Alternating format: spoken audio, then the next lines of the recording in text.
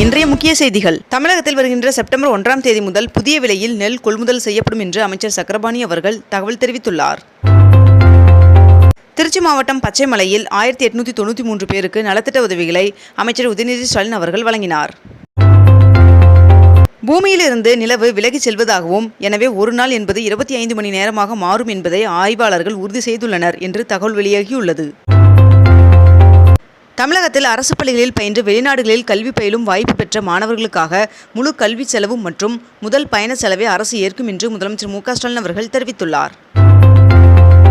வயநாடு நிலச்சரிவில் பாதிக்கப்பட்டவர்களுக்கு காங்கிரஸ் சார்பில் 100 வீடுகள் கட்டித் தரப்படும் என்று மக்களவை எதிர்க்கட்சித் தலைவர் ராகுல் காந்தி அவர்கள் உறுதியளித்துள்ளார். தமிழகத்தில் உள்ள மலை மாவட்டங்களை கண்காணிக்க தமிழக அரசு உத்தரவு பிறப்பித்துள்ளது. 10,85,00,000 ரூபாயில் செலவில் புதுப்பிக்கப்பட்ட சென்னை அண்ணா மேம்பாலத்தை முதலமைச்சர் மு.க. ஸ்டாலின் அவர்கள் திறந்து வைத்துள்ளார். தமிழகத்தில் ரேஷன் கடைகளில் துவரம்பருப்பு, பாம் ஆயில் ஆகியவற்றை ஜூலை மாதம் பெற முடியாதவர்கள் ஆகஸ்ட் மாதம் பெற்றுக்கொள்ளலாம் என்று தெரிவிக்கப்பட்டுள்ளது. சென்னை ICF ஆலையில் தயாரிக்கப்பட்ட வந்தே மெட்ரோ ரயிலின் சோதனை ஓட்டம் இன்று சென்னை காட்பாடி இடையே நடைபெற உள்ளதாக தெரிவிக்கப்பட்டுள்ளது. வயநாடு அருகே சூச்சிப்பாறை நீர்வீழ்ச்சி அருகே 3 நாட்களுக்கு மேல் உணவின்றி தவித்து வந்த 4 குழந்தைகள் உட்பட 6 பேரை 8 மணி நேர போராட்டத்திற்கு பின்பு வனத்துறையினர் மீட்டுள்ளனர். ஒலிம்பிக் போட்டியில் மானு பாகர் அவர்கள் 3வது முறையாக இறுதி சுற்றுக்கு தேர்வாகியுள்ளார். பொறியியல் முதல் சுற்று கலந்தாய்வில் 24,177 மாணவர்களுக்கு தற்காலிக ஒதுக்கீடு ஆணை வழங்கப்பட்டுள்ள நிலையில் 2ஆம் கட்ட கலந்தாய்வு ஆகஸ்ட் 10ஆம் தேதி தொடங்குகிறது என்று தெரிவிக்கப்பட்டுள்ளது. ஆடிப்பெருக்கை முன்னிட்டு இன்றும் நாளையும் மருதமலை சுவாமி கோவிலுக்கு 4 சக்கர வாகனங்கள் செல்ல தடை விதிக்கப்பட்டுள்ளது. பாரிஸ் ஒலிம்பிக் ஹாக்கி போட்டியில் ஆஸ்திரேலியாவை 3-2 என்ற கோல் கணக்கில் வீழ்த்தி காலிறுதிக்கு இந்தியா தகுதி பெற்றது. சென்னை கிண்டியில் உள்ள தீரன் சின்னமலை அவர்களின் திருவுருவச் சிலைக்கு முதலமைச்சர் மு.க. ஸ்டாலின் அவர்கள் இன்று மாலை அணிவித்து மரியாதை செலுத்த உள்ளார். நீலகிரியில் பெய்து வரும் தொடர் மழையின் காரணமாக பைகாரா அணையில் நிரம்பி உபரி நீர் 3 மதகுகள் வழியாக வெளியேற்றப்பட்டு வருவதால் கரையோர மக்களுக்கு வெள்ள அபாய எச்சரிக்கை விடுக்கப்பட்டுள்ளது. ஆடிப்பெருக்கை முன்னிட்டு இன்று ஆவணப்பதிவுகள் மேற்கொள்ள பதிவு அலுவலகங்கள் செயல்படும் என்று தமிழக அரசு அறிவித்துள்ளது.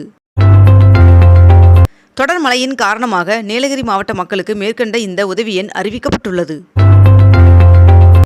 கேரள மாநிலத்தில் ஏற்பட்ட நிலச்சரிவில் சிக்கி உயிரிழந்தோர்களின் எண்ணிக்கை 340ஆக அதிகரித்துள்ளது. வியட்நாம் பிரதமருடன் பிரதமர் நரேந்திர மோடி அவர்கள் நடத்திய பேச்சுவார்த்தையை அடுத்து இரு நாடுகளுக்கும் இடையே விவசாயம், சட்டம், மருந்து உட்பட பல்வேறு துறைகளில் ஒப்பந்தம் கையெழுத்தாகியுள்ளது. முன்னாள் அமைச்சர் செந்தில் பாலாஜி அவர்களின் நீதிமன்ற காவல் 52வது முறையாக நீட்டிக்கப்பட்டு வருகின்ற ஆகஸ்ட் 7ஆம் தேதி வரை நீட்டித்து நீதிபதி உத்தரவிட்டுள்ளார். வயநாடு நிலச்சரிவு ஏற்பட்ட பகுதிகளுக்கு செல்ல விஞ்ஞானிகளுக்கு தடை விதித்துள்ளதாக கூறும் செய்தி தவறானது என்று கேரள முதலமைச்சர் பினராயி விஜயன் அவர்கள் தெரிவித்துள்ளார். மறைந்த முன்னாள் முதல்வர் கருணாநிதி அவர்களின் 6வது நினைவு தினத்தை முன்னிட்டு வருகின்ற ஆகஸ்ட் 7ஆம் தேதி தமிழக முதலமைச்சர் மு.க. ஸ்டாலின் அவர்கள் தலைமையில் அமைதி பேரணி நடைபெறும் என்று திமுக சார்பில் தெரிவிக்கப்பட்டுள்ளது. கேரள நிலச்சரிவால் பாதிக்கப்பட்டவர்களுக்கு நிவாரண பணிக்காக நயன்தாரா மற்றும் விக்னேஷ் சிவன் ஆகியோர் 20 லட்சம் ரூபாய் நிதியுதவி அளித்துள்ளனர். இன்று ஈரோடு, சேலம், திருப்பூர், நாமக்கல் உள்ளிட்ட மாவட்டங்களில் உள்ள பள்ளி மற்றும் கல்லூரிகளுக்கு விடுமுறை அறிவிக்கப்பட்டுள்ளது. 22 கேரட் ஆபண தங்கத்தின் விலை சவரனுக்கு 240 ரூபாய் அதிகரித்து 1 சவரன் 51,680 ரூபாய்க்கு விற்பனையாகிறது. அதேபோல் 1 கிராம் வெள்ளியின் விலை 91 ரூபாய்க்கு விற்பனை செய்யப்பட்டு வருகிறது. இத்துடன் இன்றைய தலைப்புச் செய்திகள் நிறைவடைகின்றன. மேலும் இதுபோன்ற அண்மை தகவல்களை உடனுக்குடன் தெரிந்து கொள்ள அக்னிபூ சேனலை சப்ஸ்கிரைப் செய்து கொண்டு தொடர்ந்து இணைந்திருங்கள். நன்றி, வணக்கம்.